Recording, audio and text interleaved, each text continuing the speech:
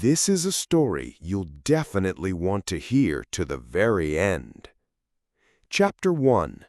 The Crack in the Foundation. Ethan sat in his glass-walled office in a sleek Austin high-rise, his gaze fixed on his laptop screen, but seeing nothing. Outside the panoramic window, the evening hustle of the city unfolded, neon signs reflecting off the building's facade. But for him, the world had shrunk to the dial tone in his headset. He was making his weekly video call to his parents, a ritual he'd imposed on himself to feel like a good son.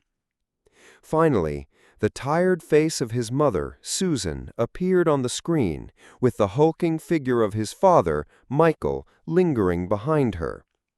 "Hey, Mom, Dad," Ethan said, forcing a smile he hoped looked genuine. "Hi, honey," his mother replied warmly. His father, a man of few words and a former auto shop owner, merely gave a short nod, his face an unreadable mask. He had always considered his son's work playing with gadgets and could never quite accept that programming could bring in real, let alone substantial money. The conversation was brief and routine. Questions about health, the weather, a few minor updates. "All right, I've got to run to a meeting. Talk to you next week." "Okay, honey, good luck." He clicked the button to end the call, took off his headset, and was about to turn back to his work when he heard his father's voice, clear and sharp, coming from the laptop's speakers. Ethan froze. He hadn't terminated the call, only minimized the window. They thought he was gone. "There he goes again, flashing that fake smile," Michael grumbled. His voice was filled with a contempt Ethan had felt his whole life, but had never heard so openly. "Mike, stop it," Susan gently chided him. "He helps us, don't forget. This apartment—" "What about the apartment?" his father interrupted. "You think I'm happy living in this handout? I worked with my hands my whole life, and he just sits and stares at a screen? That's not a job, it's a game. He just got lucky. His stupid little app took off. It was a fluke, not an achievement. He's a soap bubble, Susan. Shiny and impressive, but empty inside. He always has been." Ethan sat, unable to move. Each of his father's words was a shard of ice stabbing into him. Soap bubble, fluke, handout. He remembered the sleepless nights, the thousands of lines of code, the failed projects, the risk he took investing his entire savings into his startup. He remembered the joy of his first success, not because of the money, but because he naively believed that now, finally, his father would be proud of him. But it turned out that behind his back, he saw him as nothing more than an empty space. "He could be helping Sarah, you know," Michael continued, referring to his younger sister. "She has a family, kids, a mortgage. But he spends his money on fancy trips and trendy offices. What good are his millions if he can't do something real for his own family? I should have put that money into a new hydraulic lift for the shop instead of his fancy degree. It would have been a better investment." In that moment, something inside Ethan broke. It wasn't just hurt, it was the collapse of the last bastion of a child's faith in their parents' love. He had always been an investment project to them, not a son. And in their eyes, he was a failed one. He silently closed the lid of his laptop. The sounds of the city outside returned, but his world would never be the same. The foundation upon which he had built his entire life, the desire to earn his father's approval, had cracked and crumbled into dust. Chapter 2. The Digital Fortress. Ethan didn't sleep that night. He felt no anger, no self-pity. A cold, ringing emptiness had formed inside him, one that demanded action, not tears. He got up as the sky began to lighten, and ignoring the coffee machine, went straight to his desk. He opened his laptop and accessed an encrypted drive partition codenamed Project Orion. Orion was his private joke, the name for the holding company through which he conducted all his major personal transactions. Inside the folder was a file. Asset: the residences on Barton Creek. Scanned documents filled the screen. A purchase agreement for a 3-bedroom condo in a prestigious neighborhood, dated 5 years ago. His name was nowhere on it. The buyer was listed as Orion Holdings, LLC. 5 years ago, when his father's business had finally gone under, leaving them with almost nothing, Ethan had just sold a stake in his first successful company. He didn't just pay off their debts, he bought them this condo. He hadn't wanted them to feel like a charity case, so he invented a complex story about a philanthropic fund that helped entrepreneurs who had fallen on hard times. According to his story, the fund provided them with housing for a symbolic management fee, which was in reality just the monthly HOA and utility costs. He had even hired a lawyer to act as the fund's representative. And there it was, the contract they had signed.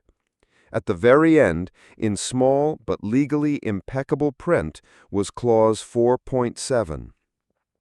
In the event of a failure to make the mandatory monthly payment for a period exceeding 5 business days, this agreement of use is annulled, and the user is obligated to either enter into a standard commercial lease agreement at the market rate set by the owner, or to vacate the premises within 30 calendar days.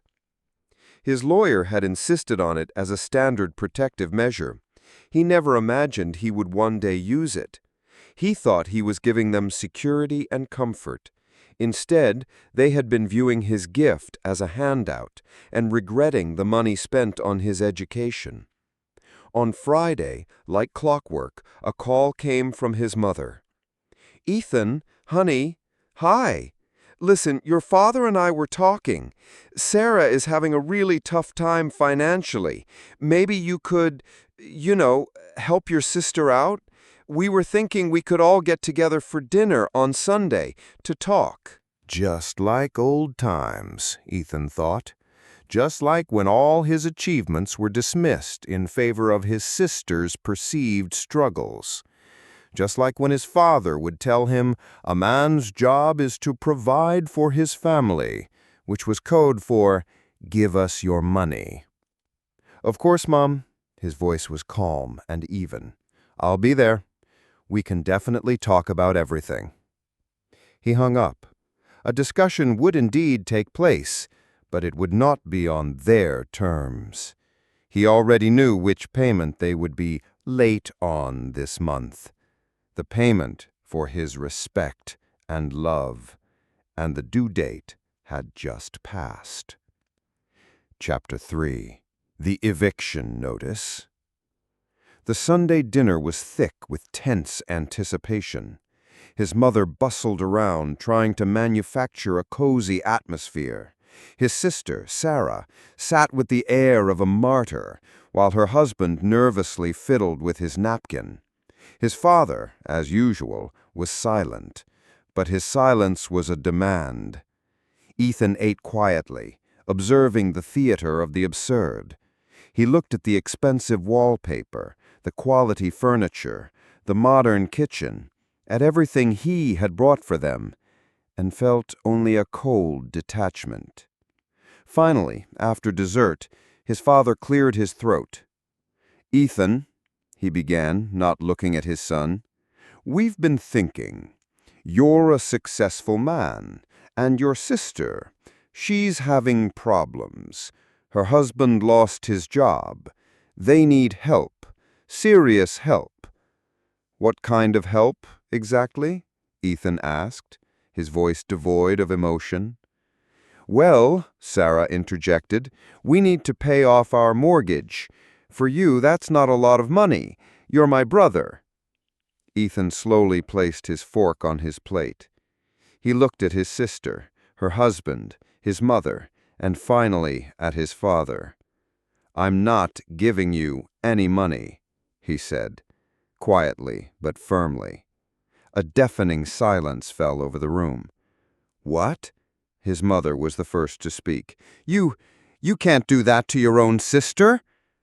"I said there will be no money," Ethan repeated, standing up from the table. "Thank you for dinner. I have to go." He left them with their stunned expressions. He knew they saw it as a whim, a temporary fit of selfishness.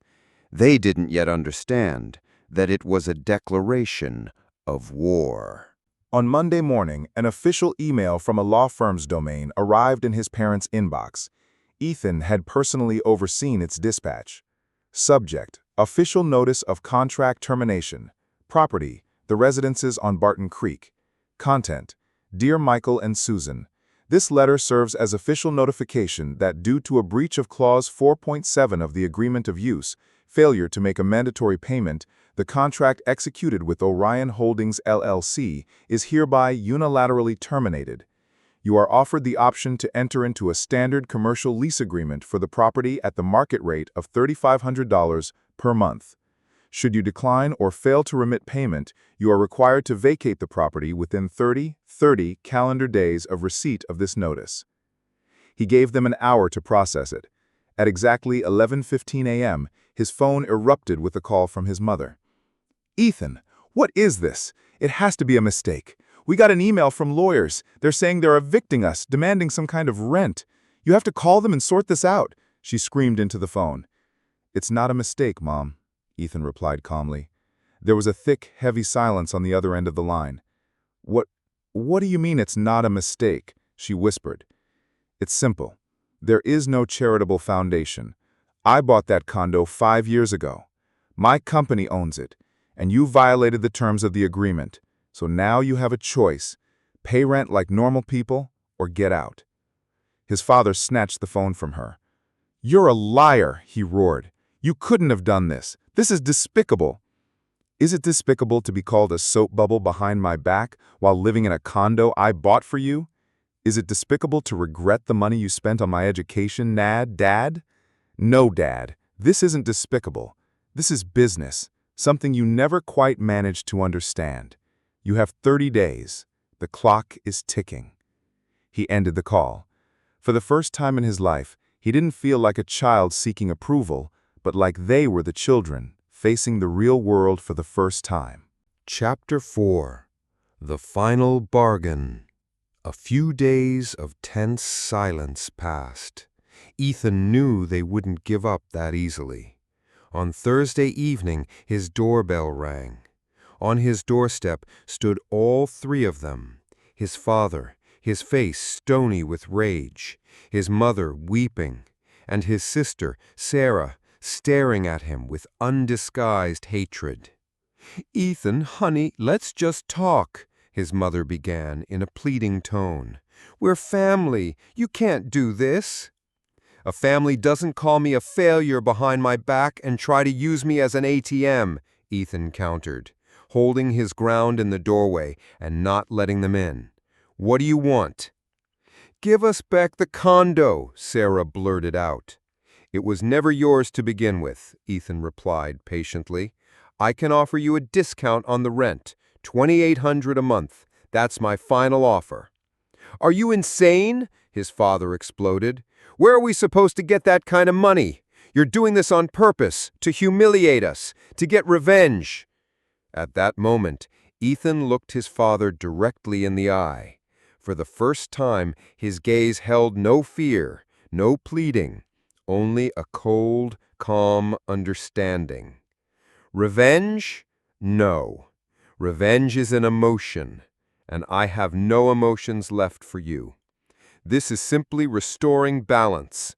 You spent my entire life teaching me that the world is run by money and power, that feelings are for the weak. Well, congratulations, Dad. I learned your lesson. I became strong.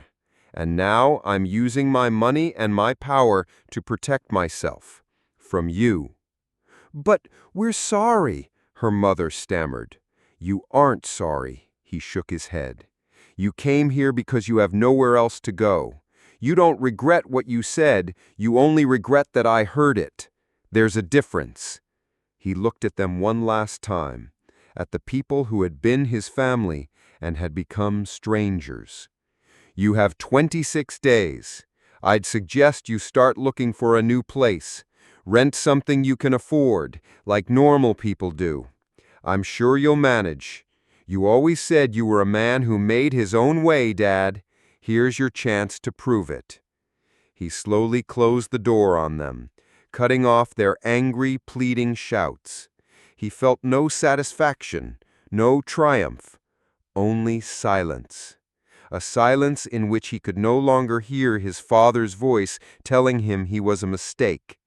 In that silence, he could finally hear his own. Chapter 5. A New Beginning. The family moved out on the 29th day, quietly, without any drama. They left behind an empty condo, haunted by the echoes of their unfulfilled expectations and his shattered illusions. Ethan didn't even go inside. He immediately called his real estate agent and listed the property for sale. It sold in 2 weeks. As he signed the closing documents, he felt nothing but relief. This was more than a real estate transaction. It was an act of final liberation.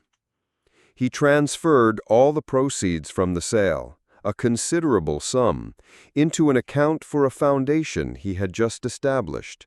He called it the Forge Forward Foundation.